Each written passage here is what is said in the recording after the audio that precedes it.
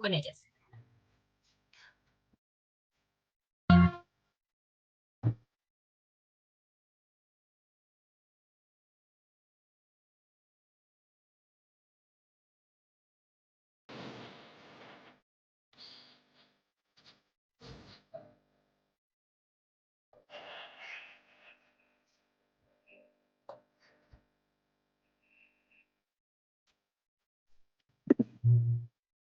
Flor de Toloache es un mariachi femenino integrado por mujeres de diferentes nacionalidades que hace canciones con diferentes adaptaciones de ritmos, pero que siempre tienen ese sentimiento mexicano. Me agrada muchísimo las voces, los matices que tienen. Espero que ahí les haya gustado el recomendado. Y con ellas les damos la bienvenida a todas las personas que se conectan con nosotros a esta nueva emisión de Las Voces del Libro, el programa de la editorial de la Universidad del Rosario.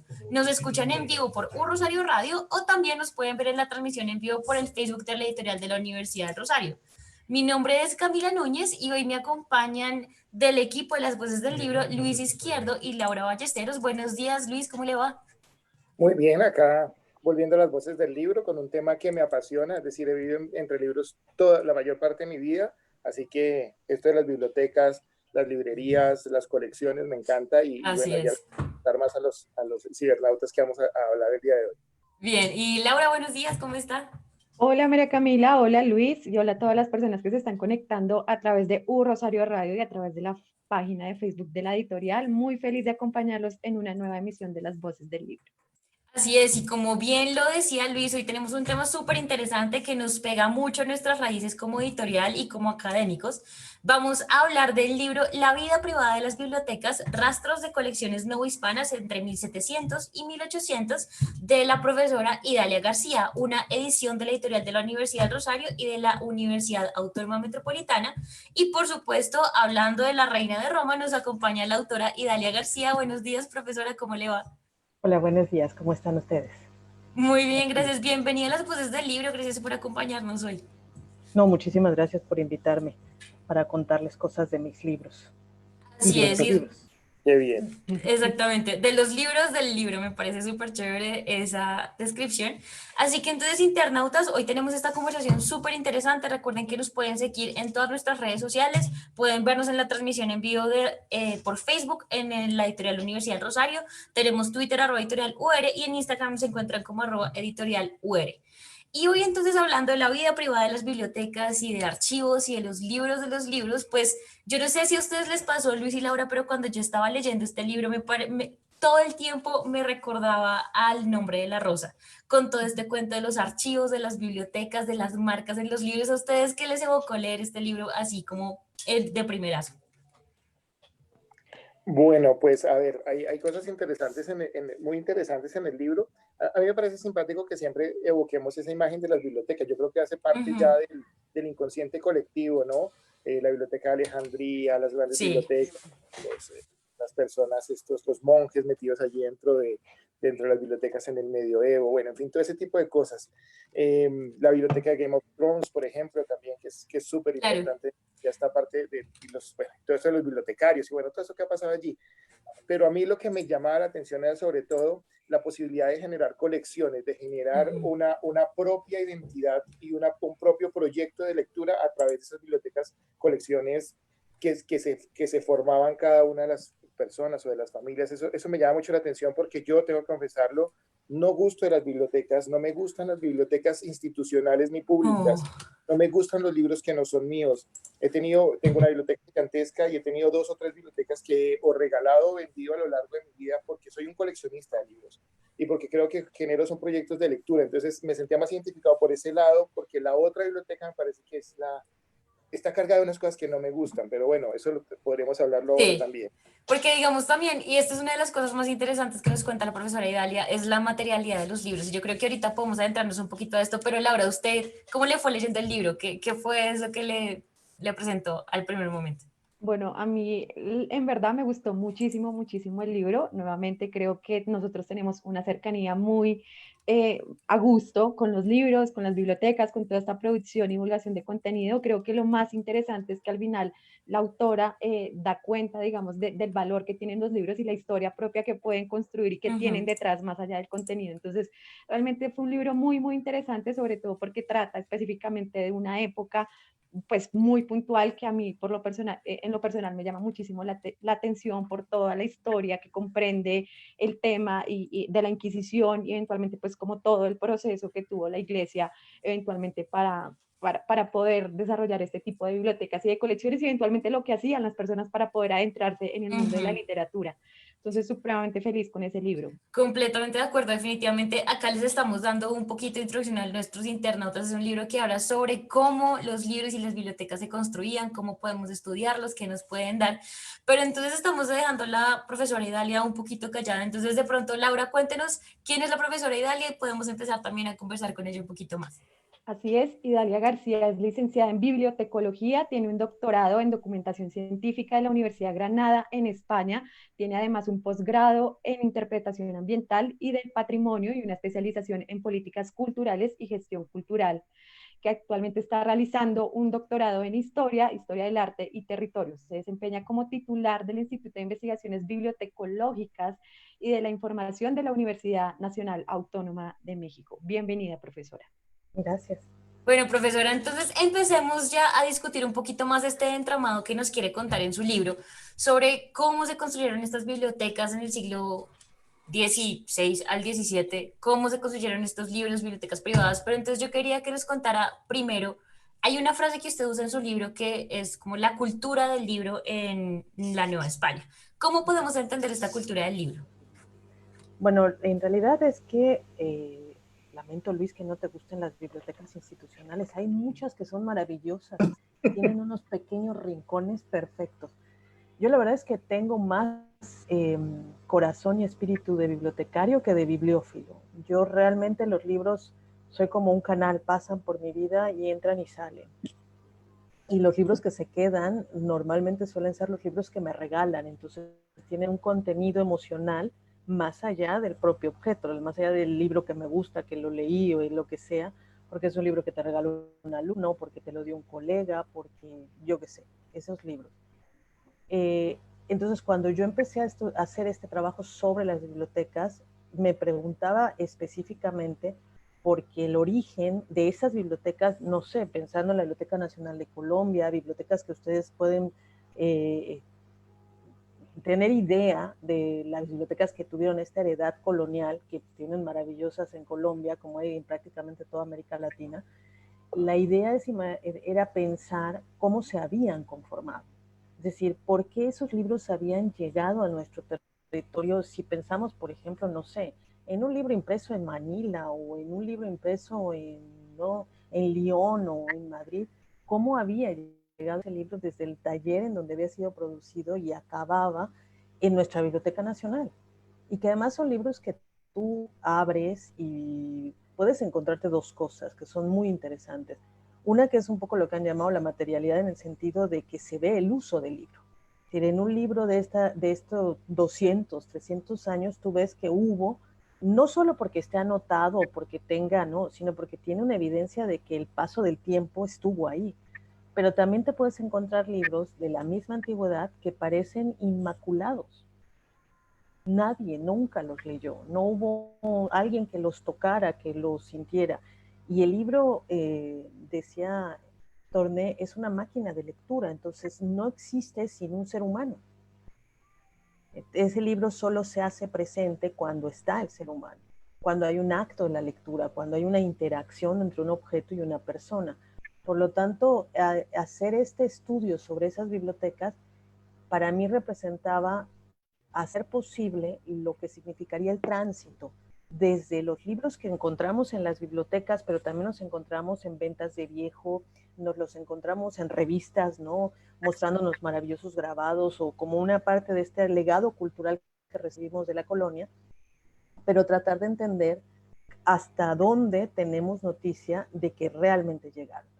Ahora, a mí lo que me importa, y me importa mucho en este trabajo es, y creo que es el mayor esfuerzo que hice, fue tratar de entender que cada obra, cada autor, se multiplica en la posibilidad de ser un libro. Es decir, no es lo mismo, ahora es muchísimo más complicado, a menos que seas un, y creo que es imposible, no lo recuerdo mucho, es decir, ¿cuántos son los autores que pueden publicar hoy en día en varias ciudades en la misma obra? ¿Cuántos de los autores contemporáneos no se pensen, y estoy hablando de la obra original, es decir, si pensamos en Harry Potter, tendríamos que hablar de la edición que ella publica en inglés. Si pensamos en una obra de Carlos Fuentes, la obra que se hace en español en México, ¿no? O cualquiera de los autores que piensen. No me refiero a las traducciones ni a las múltiples, digamos, las otras múltiples vidas de un libro. Me refiero a cuántos autores contemporáneos pueden decir, este libro se publica, por ejemplo, un libro en lengua española. Al mismo tiempo en Brasil, en México, en Perú y en Madrid. Y salen 3 ediciones al mismo tiempo al mercado y empiezan el camino de su vida. Entonces, esa es una de las partes que yo creo que es como más compleja de entender porque es lo que más me interesaba, que la gente entendiera que leer un libro implica también una selección de un lector. ¿Por qué escoges ese libro? Porque es más económico, porque tiene mejor letra, porque está mejor hecho el diseño de la página, porque te sientes más cómodo o porque es el único que tienes disponible. Y esto es bien importante porque a veces no pensamos en eso.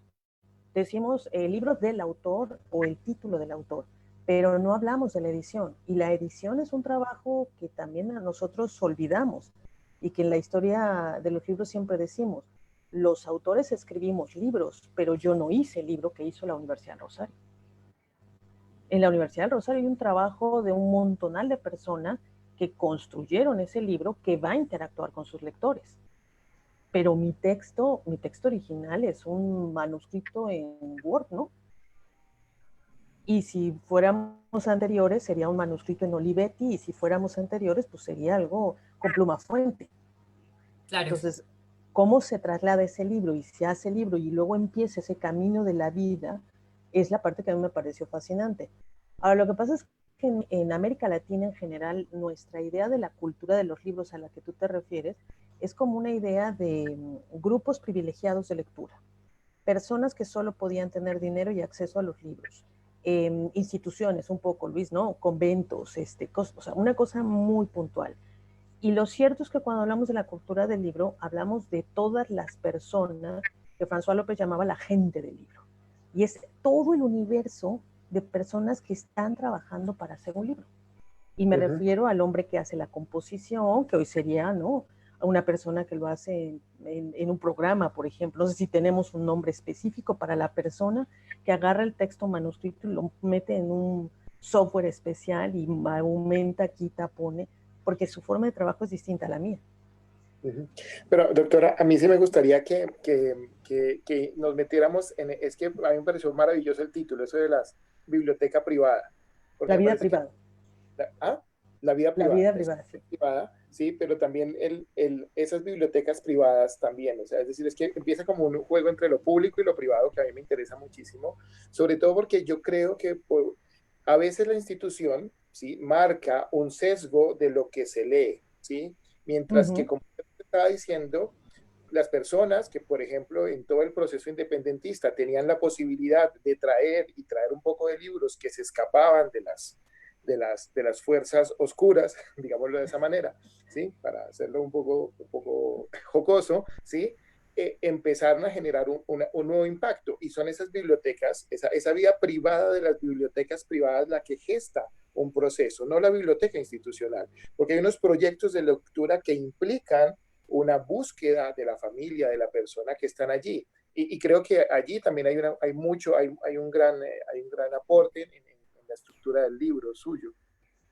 Bueno, el título tiene un sentido un poco pervertido de parte de una corriente. A mí me lo enseñó el doctor Fernando Bouza de la Complutense y siempre me decía, es un libro de historia, la gente le va a dar flojera leer un libro de historia. Y entonces si lo llamas la mosca que se paró en la oreja de Porfirio Díaz cuando cruzó, porque así son muchos títulos de historia. Entonces la gente los lee y dice, guácala, no quiero leer esto. Entonces siempre me hablaron de hacer siempre me indicaron que buscara un título que fuera provocativo, que provocara la lectura, que tocara alguna fibra personal de los lectores para que incitarlos a la lectura, porque es un libro académico, entonces también tienes que tratar de hacer esa relación que une a los dos mundos. Y al final justo conectaba con lo que tú estás diciendo, es decir, una de las cosas que yo creo que es fundamental es que entendamos que todos los proyectos de lectura institucional nacen en lo privado.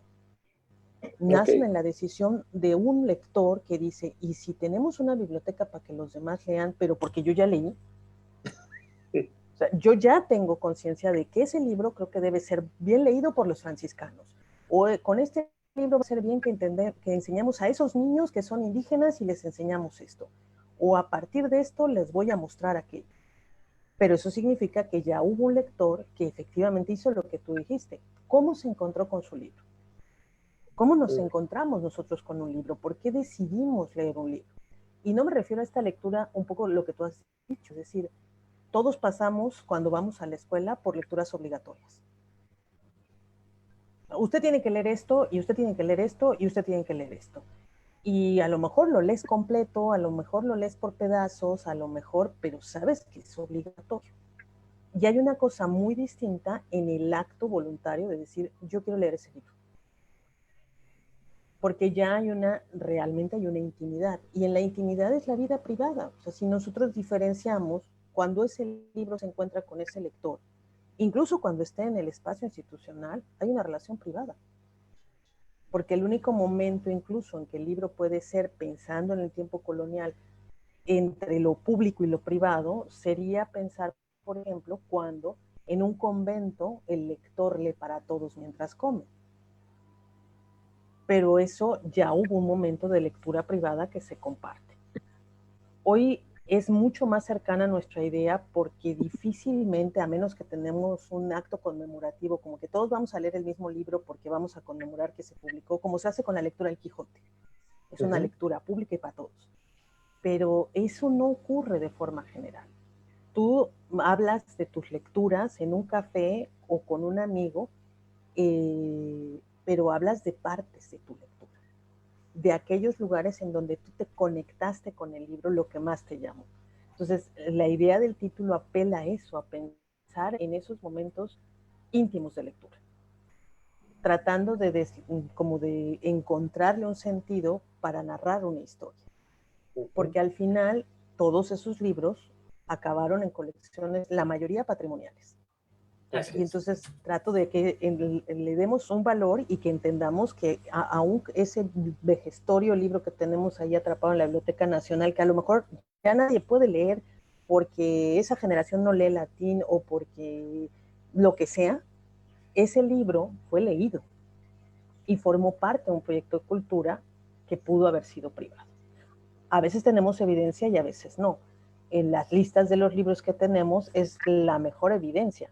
Y yo siempre digo en esta parte que tú has dicho, la parte de las fuerzas oscuras, sí. Estas fuerzas oscuras son geniales, porque sin ellos no tendríamos noticia. Imagínate el nivel de control para que nos digan qué tipo de libros estaban circulando. Claro. Yo siempre te cuento una anécdota que me parece genial. Recientemente he podido trabajar un inventario de una colección de los dominicos mexicanos. Y los dominicos mexicanos, amén de que tienen sus grandes tratados de derecho y de teología, también tienen La Pícara Justina. Y es un libro de la novela picaresca que la gente casi no conoce, porque piensan en la pícara y piensan en la picaresca y solo piensan en los picarescos. Pero había un libro sobre una pícara, que era mujer, que se imprimió el mismo año que Cervantes. Wow. En 1605 del Quijote. Y es un libro bastante poco común para una lectura de dominicos en un convento. Claro. Y la pregunta es, ¿por qué lo tenía? ¿Se perdió ahí? Sí, claro. ¿O alguien lo compró? ¿Había un pícaro? ¿Tenían un momento? ¿Lo leían en colectivo y se reían de las aventuras de aquella mujer? ¿Qué qué era la idea que tenían de ese Sí, libro. claro. Que no es lo mismo pensar, oye, y esa es otra, ¿lo leían en privado Ujú. o lo leían en colectivo? Súper, Hacían un claro, club de súper. O sea, alguien lectura. podía pedir prestado, bueno, yo me voy a llevar la pícara a mi lectura nocturna. Buenas noches, ¿eh? Sí, claro. No es Profesor, una lectura edificante, no es Fray Luis de Granada, no, ¿qué es? Pues es un Sí, libro que te distrae. Un sí, poco lo que ujú, tú decías, todos tenemos lecturas, incluso el trabajo, de lo que sea, hay lecturas que son obligatorias. La elección de un libro así es muy personal. De ahí sí, tiene claro. sentido el título. ujú. Sí, Profesora, yo quisiera que ahora habláramos un poquito de esto que ya nos cuenta con esta anécdota tan particular pues, del libro de Pícara, y es específicamente sobre ese proceso que tuvo que llevar para poder dar cuenta, digamos, de esta historia de las bibliotecas, de las colecciones, cómo fue rastrear esa información, esas primeras fuentes, qué tan fácil fue el acceso, eventualmente cuál fue la labor que tuvo, digamos, todo estas instituciones como el repositorio institucional, no recuerdo muy bien los nombres ahorita, pero digamos todas estas instituciones en donde eventualmente también ahí residen todo este tipo de material bibliográfico. Bueno, estamos hablando en su inmensa mayoría de archivos nacionales, archivos históricos, bibliotecas nacionales, donde ha quedado la memoria bibliográfica y documental de nuestro pasado. La historia probablemente de estas instituciones que tampoco hemos hecho debe ser la historia más accidentada de todo el mundo. Por ejemplo, ustedes tienen un proceso en el que se cierran los conventos y entonces los libros se mueven de un lado al otro y sí, en claro. México también tenemos historias que uno dice, no es posible, ¿cómo que trasladaron los libros en un cajoncito y lo pasaron a otro lugar y ya pasó a ser la nacional y entonces pero Sí, ¿están seguros de que iban todos los que estaban o son todos los que son? ¿Alguien se quedó en el camino? Ese tipo de cosas. Entonces, afortunadamente, yo creo que en todo el mundo, lo que son las instituciones nacionales, que tanto por tanto pertenecen a un programa de cultura del Estado, es muy difícil que a un investigador académico, un profesor universitario, le nieguen el acceso a cierta información.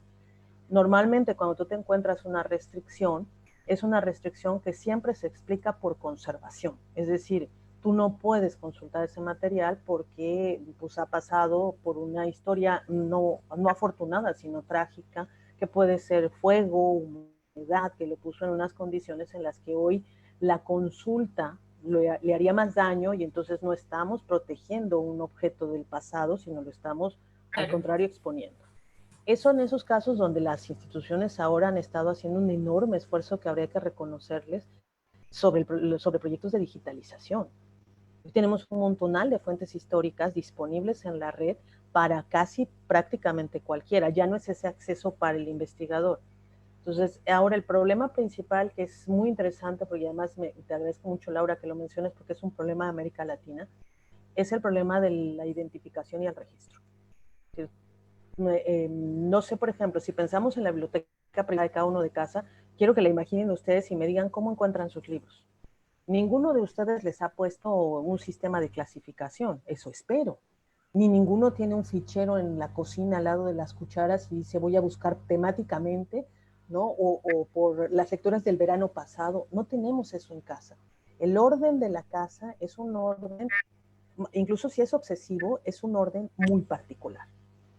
Yo no sé si esta idea les puede sonar extraña, pero por ejemplo, si alguien están cerca de alguien y alguien les pide un libro en su casa, es muy probable que ustedes apelen a cosas de la materialidad. Ah, sí, es el azul de las letras Sí, rojas, claro. está arriba del regordete ese que es, sí, ese. Sí, Ujú, total. Es el orden personal, pero el orden de la institución tiene que ser otro.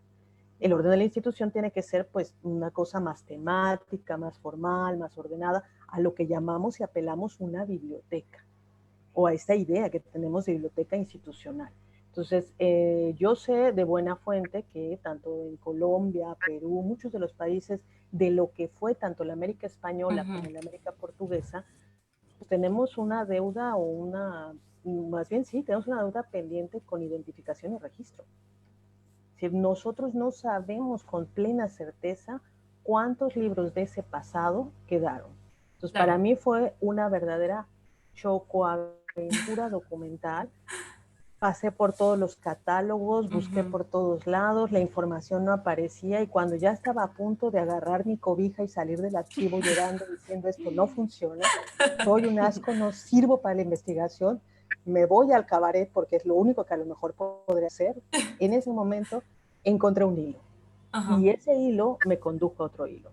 Pero al final, en realidad, fueron casi 12 años de archivo, Claro. de revisar legajo por legajo, folio por folio, para tratar de encontrar esas bibliotecas. Sí. Hoy parece una locura, pero si lo ves, así como lo digo, sí parece una locura, y debe ser una locura. Pero en términos formales, para mí, me conectó con un mundo muy diferente que me muestra otra cultura de los libros. Por ejemplo, yo no estaba buscando, pero encontré compras de conventos. ¿Cómo hacían las compras de los conventos? ¿A quién llamaban? ¿A quién pedían? ¿Qué hacían? Pues no había Amazon en la época. ¿Cuántos libros? ¿Llegaba en cajón? ¿Mandaban a alguien a que se los comprara o mandaban pedirlos desde aquí? Empezamos a encontrar un montón de cosas que hoy nos dan esa idea de la cultura del libro. Entonces, es complicado, sé que debes tener como mucha paciencia, requieres una serie de conocimientos puntuales, pero básicamente dependes del trabajo de las instituciones, Claro. que son a las que les debemos agradecer, porque quizás son las más maltratadas en nuestro sistema de idea de cultura, ¿no? Exacto. Pocos archiveros, pocos bibliotecarios, a veces pocos horarios, pocos presupuestos, Claro. ¿no? Y definitivamente es que es un tema que tiene muchísima riqueza y este libro, La vida privada de las bibliotecas, tiene mucho trabajo de esto. Lamentablemente, profesora, se nos está acabando el tiempo, pero la invitación queda para nuestros internautas y para todos los que nos están escuchando por Rosario Radio y por el Facebook de la Editorial de la Universidad de Rosario, que vayan y busquen y se adentren en la vida privada de las bibliotecas con este libro, Vida privada de las bibliotecas, rastros de colecciones no hispanas de 1700 a 1800, de la profesora Idalia García, una edición de la Editorial de la Universidad de Rosario junto con la Universidad Autónoma Metropolitana. Profesora, muchísimas gracias por aceptar nuestra invitación. Por supuesto, siempre placer. Las puertas abiertas, y este libro tiene un montón de historias y recovecos para entender cómo es que los libros, las materialidades, los archivos nos puede también ayudar a entender un poco más de nuestra trayectoria y nuestra historia del conocimiento y de la historia nacional. Así que bueno, nuestra vida privada es muy así es, muy completamente de interesante. acuerdo. Y deberíamos empezar a pensar en ella. Deberíamos. Ahí está la Totalmente invitación de de la profesora Idalia García. Muchísimas gracias. Recuerden que somos editorial de la Universidad del Rosario, más que academia, múltiples formas de ver el mundo. Vamos a una pausa en las voces del libro, pero no se vayan, que ya volvemos de la pausa con recomendaciones que les van a interesar muchísimo a los estudiantes y también a muchísimos académicos que están en el país. Así que vamos a una pausa y ya volvemos.